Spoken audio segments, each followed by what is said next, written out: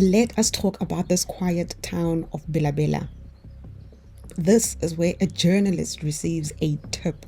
This particular tip is one that would unravel an entire web of corruption.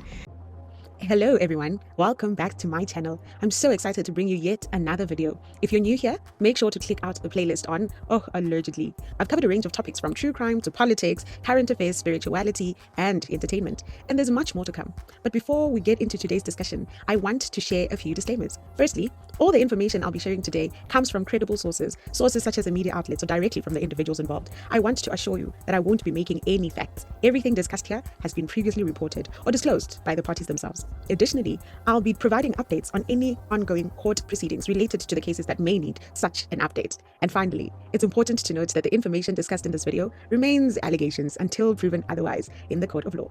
With that said, let's not delay any further and dive straight into today's topic. Let us talk about this quiet town of Bela Bela. This is where a journalist receives a tip. This particular tip is one that would unravel an entire web of corruption, an entire web, my people, of illegal mining, an incredible tragedy.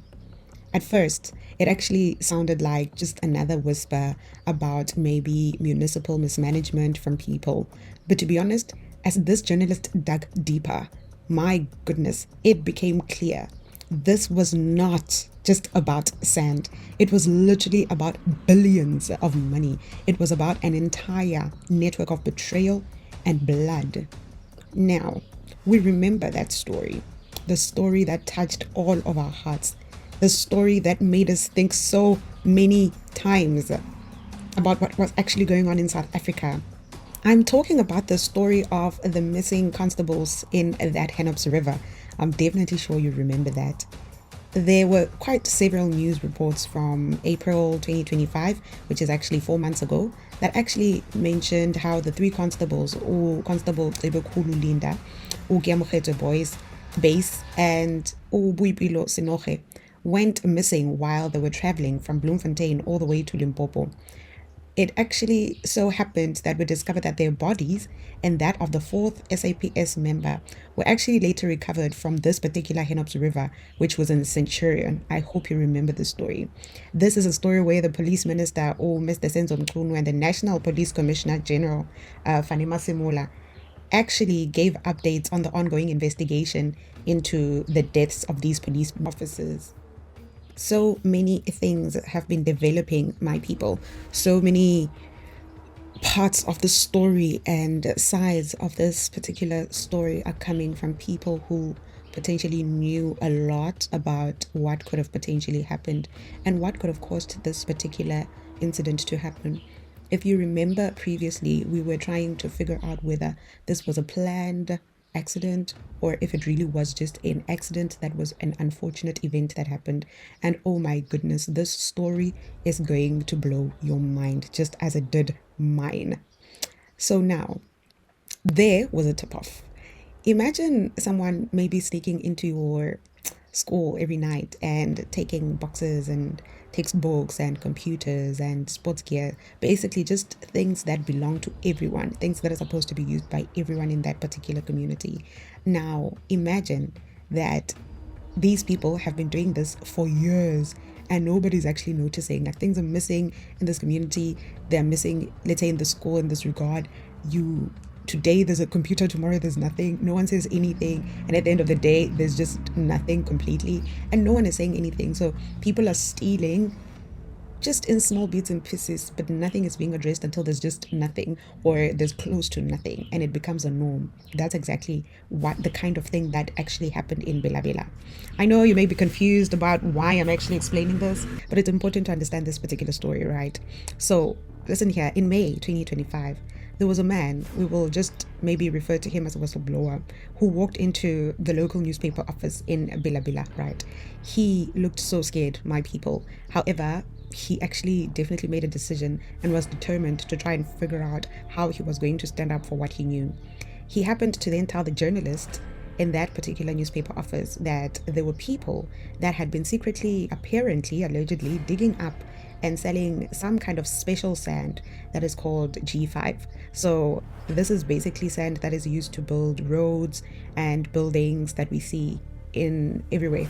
This then ended up having this sand being taken away from the land that is obviously owned by the town, whereby the municipality has to know what is basically going on, right? They are, however, doing this without permission from the people or from the town or the leaders of the town. And they're doing this without rules. And they're doing this even without anything that has been stopping them, right? This particular whistleblower continued to even go further and actually say that he said it wasn't just maybe a few buckets of small sand that could be forgotten. It actually apparently was millions of cubic meters. That is like plus minus 60 million, above 60 million. Maybe let me explain it like this. Every day, up to 70 trucks, right, were actually driving in to this place, loading up the sand and leaving with sand. And this is the sand that is actually supposed to be of benefit to the community, my people. And instead, someone somewhere who we don't know was making money off of it in secret. So they know that this is a billion-dollar industry. We don't know. We have gold. They see the gold. They use it. And no one knows where it actually has gone until currently. I know you're still asking yourself why it's relevant, but let me tell you, there is a money trail, right? What the whistleblower actually revealed is basically the fact that dozens of trucks would roll into this piece of land that is owned by this town in Bela Bela. What they would do is then, after they had maybe loaded up every single thing, like all the sand, all this G5 sand that would be used to build these roads, they would not do this with paperwork. There was no paperwork, there was no trail, there was no permits, there were no rules, basically. Some contractors actually say that they unfortunately were told to pay 50,000 rand a month, and apparently this was in return that they could take as much sand as they wanted. So there were no receipts, there were no questions asked. It was literally just, yeah, serve yourself. Others actually unfortunately paid per truckload, but this wasn't just in general actual stealing. It was an honest, full-on illegal business. This was organized, my people. It was protected by high people. It was well hidden. And that's why this whistleblower had to be a whistleblower. So when the journalist then tried to confront the people who were in charge, things then ended up getting like very tense, very, very tense. So this is when doors started to be slammed shut. This is where phones stopped ringing. And apparently one insider actually ended up giving a chilling warning to the journalist. Apparently it was said, drop this, because there are big people that are actually involved in this particular illegal trade and you will get hurt. So this was a scare, this was a threat. Don't you dare continue the story, or don't you dare do anything with this thing, right? And apparently another person ended up hinting that even the mayor had been approached with a secret deal. But when the mayor was actually asked officially, the municipality denied everything. After she actually did mention that she actually did receive this in secret, she denied because they're trying to protect this municipality. Now, I'm not sure if the mayor is involved in this, but this story is about to unfold in a manner that I never saw coming. So behind closed doors, my people, the whispers were getting way louder. Honestly, people were scared to talk.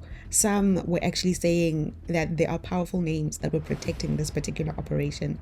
And others said that the journalist should just listen to this threat. The journalist must stop digging before it was too late. This looked like a very serious thing. So now things ended up getting very serious, meaning the threats were not threats, they were going to come alive. When things were getting serious, this is where Constable Base actually steps in, right? I will consider her as a very brave police officer because she did something others would just turn a blind eye to. Constable Base then decided to join this case, right? She's part of the special task team, which we all know and were told called Operation Vala Umgodi, which actually focused on stopping illegal mining in South Africa, okay? Follow. So she happens to now then meet with this particular journalist and sees that this is the site that the journalist is basically talking about, and she really wanted to go there. She goes with the journalist and sees the site for herself, right? She realizes this site is actually so big. It is massive. It's not just a basic site, it's huge. She then decides, okay, because I know there's a threat and I know you have also been threatened and we were told to not do anything about this, maybe let's just record this. She decided she would record video footage and even went to the extent of hiding cameras in order for her to catch what's really going on in that particular area, right? Apparently, a geologist actually also confirmed the worst, that over 60 million cubic meters of sand had actually been taken, meaning the whistleblower was right. He was telling the truth. That's actually like emptying thousands of swimming pools, like I mentioned, thousands. Imagine 70 trucks loading every single day in one place. And times that by what is actually missing in that particular area, and people don't even know that this construction sand is not there and they could be benefiting a lot from it. Even experienced investigators, my people, are still shocked currently. This is not just a crime, it actually seems to be a very full-blown operation, and Constable Base, the brave woman, was ready to shut it down. She was ready because she knew that Operation Vala Umgodi is supposed to be a success, and this is then when things kind of got wrong, because there was a tip of sabotage, right? In April the 27th, 2025, this is when Constable Base and her team actually headed to Bela Bela. They were going to Bela Bela to catch the illegal miners in action. They wanted to find them doing what they do best. So they were working with the whistleblower, who was actually watching the site from a long distance so they don't see the journalist, right? But just minutes before Base actually arrived, unfortunately, there was chaos that actually broke up. Apparently, there were trucks and excavator that suddenly actually sped off. They ran. It's like they were tipped off, or someone knew that they were there and they were actually tipped off. And right behind them, a police vehicle from the local police station was actually there. It obviously then became very suspicious because it was fast, and it's like someone knew that they were coming, which is a problem. By the time Constable Base actually reached that particular site, it was completely quiet. There was no one. That tip off was tip. There was no truck, my people. There was no workers. It was literally just an empty land. Someone actually really did tip them off. Someone actually really did warn them, and the operation vanished literally just in time. That on its own shows you the magnitude of what Constable Base was dealing with. You don't even know who actually tipped off who, where, how, which is a challenge, because now how do you solve this problem after there is a tip off, or after there's a threat that says don't you dare do this or else. So now we then come to the fatal crash, which now makes sense for me, because I was thinking to myself, what actually really happened in this particular situation? So let's rewind, right? Constable Base wasn't really just an officer, like I said. She was part of an Operation Valamgodi, and I do remember us asking ourselves, what was she investigating? Who would have wanted them to die, But this is a national task team, my people, that is actually created to fight illegal mining across the entire South Africa. So what had happened then is what she had just recently uncovered, which was the biggest sand theft operation that was in Bela Bela, which is obviously in Limpopo. So with the help of the whistleblower and this local journalist, she was able to actually fully gather footage. Even when she went to that place and they were unable to bust them, they had footage. She had gathered footage, guys. She had consulted a geologist, and it really did look like the evidence she had was actually strong evidence to suspect the fact that something was actually going wrong, right? Which would obviously then say that this G5 construction sand has actually been stolen from municipal land for a long time, for the years that it had been happening, and that would obviously be easily quantified into money without permission or without the oversight, which was a problem for many people. Prepared a full-scale raid. Now she wants to make sure she goes back, because the first time she unfortunately was unable to get them. So now she's preparing for a full-scale raid. She then books a guest house. She makes sure that there are arrests that are properly planned. She makes sure that her evidence is ready to make sure, yay, the warrant of arrest is there. But unfortunately, on the 27th of April 2025, literally just hours before that particular operation, Constable Base and the two colleagues literally died in a car crash. This is the day that I was talking about when we were told about this chilling event that happened. The timing itself, like we said, was very chilling. The truck had obviously mysteriously vanished minutes before she arrived at the site initially.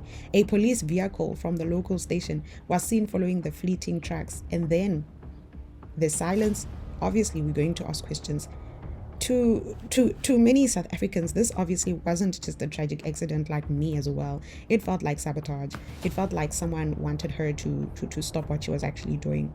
And unfortunately, there is evidence that was also silenced in this particular thing. Was definitely not just a tragic accident, like I said. This felt like sabotage, my people. This felt like someone wanted her to stop whatever she was doing. And there is a lot when it comes to the silenced evidence of or what she left behind that I think we don't really necessarily talk too much about. I'm so happy that we get to understand and know the depth of it and understand what she did and what she left for us to follow through, or for other policemen and women to follow through and try and understand what this entire linkage to this syndicate actually is. Because despite her death, Constable Base left behind an entire trail of truth. The journalist that she actually worked with collected everything. And apparently what is said to be had is the voice notes from Base that are describing the site that she was in and that were describing her plans. Apparently the journalist has a video footage of all those trucks fleeing to this particular scene. The journalist has proof, my people, that has been collected, receipts showing contractors that were paid monthly with those bribes, the 50,000 rand or more, to mine illegally. Proof of surveillance clips from hidden cameras showing the scale of the operation. And lastly, as I mentioned initially, a geologist report that was confirming the environmental damage and the volume of sand that had initially been removed from the place, and how it was intentionally initially demarcated as, and this wasn't just a speculation, and it still is not speculation. It actually was hard evidence from the journalist, and even after she passed on. But after her death, the investigation tended to kind of stall, whereby there are still no arrests, there's no public inquiry, there's no accountability at all. The files that we're talking about today apparently, allegedly, still sit in silence. The municipalities has apparently also denied involvement, and the people who profited, are they not going to be held accountable? Who are they? Because clearly they're still untouched, really. I just want to remind you, my viewers, what led to this moment. Let's not forget how this actually started. This is a whistleblower that walked into a newspaper office that was terrified but still determined. He really wanted this to work.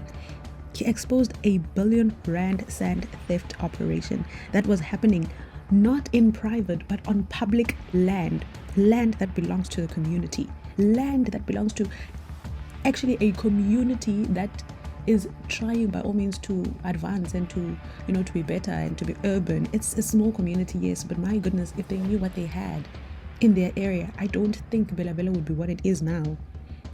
My goodness. Constable Base stepped in, my people. She took action, and she unfortunately paid the ultimate price, being death. Now the evidence she left behind is still being ignored, and we're okay about it? No. Because this is not just about sand, it's about justice. It really is about the truth. It really is about the cost of speaking out in this South Africa that we live in today. I wonder if we too would want our children to live in this kind of South Africa. Because there is political pressure that is mounting currently. Apparently, after weeks of silence and suspicion, there is a particular political party called the Freedom Front Plus that has stepped in. They apparently submitted tough questions to Parliament, and they are apparently demanding answers about the illegal sand mining in Bela Bela, which is quite a good thing to go to. But under pressure, the municipality has finally admitted the truth, that no permits were ever issued, that the mining was illegal. And yes, it happened on public land. What? But instead of stopping the operation for good, they propose a new plan. Who the hell is this plan going to suit? Apparently they're saying, let's apply for permits and restart the mining, this time as a revenue stream. Hey, my people. By then, the truth of the matter is the damage is done. The land has already been scarred with deep pits. Some are literally just 75 meters from the local airfield runway. That's honestly very, very dangerously close.